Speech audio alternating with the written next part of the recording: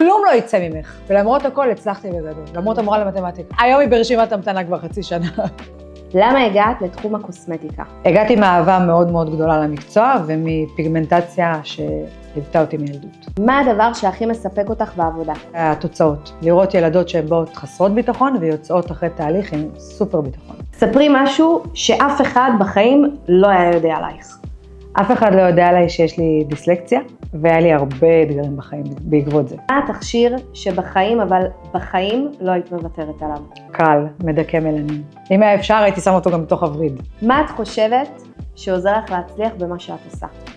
אהבה מאוד מאוד גדולה לאנשים, אהבה מאוד מאוד גדולה למקצוע, ובעיקר אהבה מאוד מאוד גדולה לאור. איזה מחירים את משלמת כדי להצליח בתחום?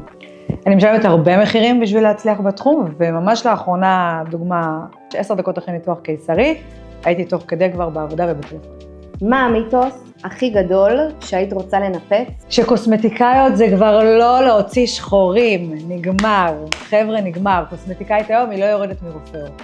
מה החלום הכי גדול שלך? זה שהבנות שלי ימשיכו את העסק ויעבדו איתי. מה הטעות הכי גדולה שאנשים עושים בשגרת הטיפוח שלהם? כן. ממציאות דברים, קונות מקודי קופון, והן מטפלות ככה באור שלהם. איך אני אדע איזו קוסמטיקאית טובה לי? בעיניי זה פשוט כימיה ולהרגיש את החיבור. יש אנשים שמתחברים, ובתהליכים כאלה את צריכה שיהיה לך חיבור עם הקוסמטיקאית שלך. למה את נגד רקוטן? קודם כל אני ממש לא נגד רקוטן, נתחיל בזה. אבל היום יש לנו הרבה פתרונות, הרבה יותר ידידותיים ועדינים לגוף לפתור אקנה, אבל עם זאת יש מצבי קיצון שכן אני אמליץ לקחת רקוטן.